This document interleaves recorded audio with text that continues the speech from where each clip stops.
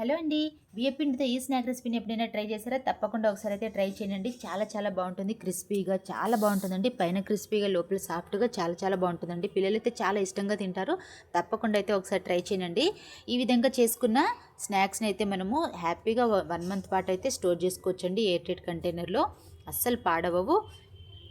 ఇది పొడిపిండి తోటి చేసామండి. నార్మల్గా పొడిపిండి అవైలబుల్ ఉంటుంది కదా అందరికీ. సో పిండితోటి అయితే చేశాను. తప్పకుండా అయితే ఒకసారి ట్రై చేయండి. చాలా బాగుంటుందండి. ఈ రెసిపీని మామూలుగా ప్లెయిన్గానే తినొచ్చు ఈ స్నాక్స్ని, లేదంటే వాటి పక్కన ఏదైనా టమాటో కెచప్ లాంటివి యాడ్ చేసుకుని తినొచ్చండి. అంత బాగుంటాయి. ఒకసారి అయితే తప్పకుండా ట్రై చేయండి. ట్రై చేశాక మీకు ఎలా వచ్చిందనేది అయితే మీ ఫీడ్బ్యాక్ని కామెంట్ సెక్షన్లో కామెంట్ చేయడం అస్సలు మర్చిపోద్దండి. అదేవిధంగా ఎవరైనా ఫస్ట్ టైం చూస్తున్నట్లయితే నా ఛానల్ అయితే సబ్స్క్రైబ్ చేయడం మర్చిపోద్దండి. మీకు నా వీడియోస్ కనుక నచ్చుతున్నాయంటే కనుక లైక్ చేయడం మర్చిపోద్దండి. అదేవిధంగా మీ ఫ్రెండ్స్ అండ్ ఫ్యామిలీ మెంబర్స్కి షేర్ చేయండి. ఇంకా రెసిపీకి అయితే వచ్చేద్దాము. ఫస్ట్ అయితే మిక్సీ జార్లో ఒక గుప్పెడు కొత్తిమీర అయితే శుభ్రంగా వాష్ చేసుకొని యాడ్ చేసుకోవాలండి. దాంట్లోకి అయితే కొంచెం కరివేపాకును కూడా యాడ్ చేసుకోవాలి. అదేవిధంగా 2-3 పచ్చిమిరపకాయలు, కొంచెం పచ్చి కొబ్బరి ఉంటుంది కదండి, పచ్చి కొబ్బరి కూడా యాడ్ చేసుకొని 2-3 వెల్లుల్లి రెబ్బల్ని కూడా యాడ్ చేసుకొని కొంచెం వాటర్ పోసుకొని మెత్తటి పేస్ట్ లాగా అయితే పట్టుకోవాలండి. ఈ విధంగా పట్టుకున్న తర్వాత దాన్ని పక్కన పెట్టేసి ఇంకా ఒక బౌల్లో అయితే ఈ కప్పుతో అయితే ఒక కప్ అయితే వాటర్ని అయితే యాడ్ చేసుకుంటున్నాను. ఈ విధంగా వాటర్ యాడ్ చేసిన తర్వాత అవి మసిలేటప్పుడు అయితే దాంట్లో కొంచెం టేస్ట్కి తగినంత సాల్ట్ అయితే యాడ్ చేసుకోవాలండి. ఇంతకుముందు మనము మిక్సీ పెట్టేటప్పుడు ఆ పేస్ట్లో సాల్ట్ ఏమి యాడ్ చేయలేదు కాబట్టి చూసుకొని అయితే వేసుకోవాలి. ఈ విధంగా సాల్ట్ కూడా యాడ్ చేసిన తర్వాత దాంట్లోకి ఏ కప్పుతో అయితే వాటర్ని తీసుకున్నామో అదే కప్పుతో అయితే బియ్యపిండి కూడా యాడ్ చేసుకొని మంచిగా కలుపుకోవాలండి. ఇంకా గ్యాస్ అయితే ఆఫ్ చేసేయాలి. ఇంకా గ్యాస్ ఆఫ్ చేసేసి ఆ బౌల్ని అయితే కిందకి పెట్టేసి మనం అయితే మంచిగా కలుపుకోవాలండి. ఈ విధంగా కలుపుకున్న తర్వాత దాంట్లోకి మనము ఏదైతే పేస్ట్ పట్టుకున్నామో ఆ పేస్ట్ ఉంటుంది కదండి, ఆ పేస్ట్ కూడా దాంట్లోకి యాడ్ చేసేసి మంచిగా అయితే కలుపుకోవాలండి.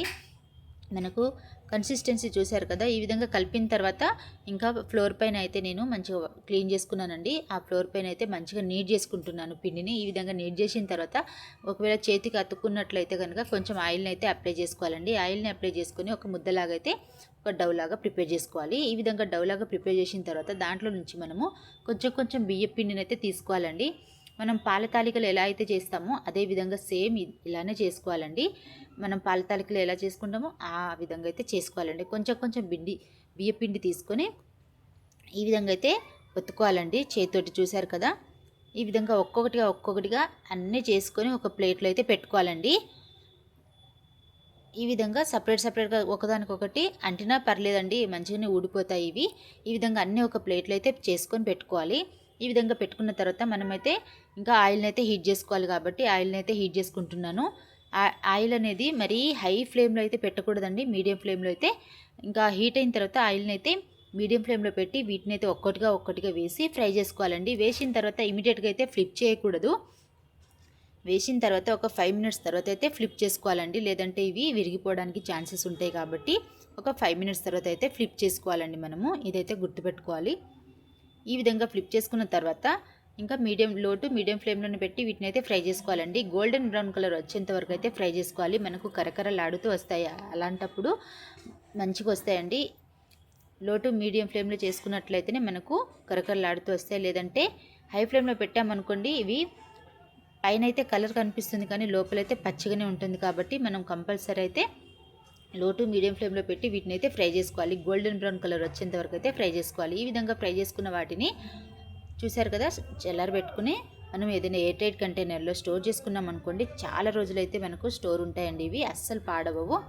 ఒక్కసారి ఈ విధంగా చేసి పెట్టండి, పిల్లలకైతే చాలా చాలా నచ్చుతుంది. ఈ విధంగా చేసి పెట్టిన స్నాక్స్ని అయితే మనము చాలా రోజుల వరకు హ్యాపీగా తినేయచ్చండి. పిల్లలకైతే చాలా బాగా నచ్చుతుంది. కంపల్సరీ అయితే ఒకసారి ట్రై చేయండి. చూశారు కదా, చాలా చాలా బాగుంటుందండి. ఇంట్లోనే కంపల్సరీ మీరైతే ట్రై చేయండి. ఇంట్లో చేసినవి చాలా హైజీన్ కాబట్టి కంపల్సరీ అయితే ఇంట్లో చేసి పెట్టడానికి ట్రై చేయాలండి మనము. ఈ విధంగా చేసి పెట్టుకున్న తర్వాత ఎయిర్ టైట్ కంటైనర్లో అయితే స్టోర్ చేసుకోవాలి.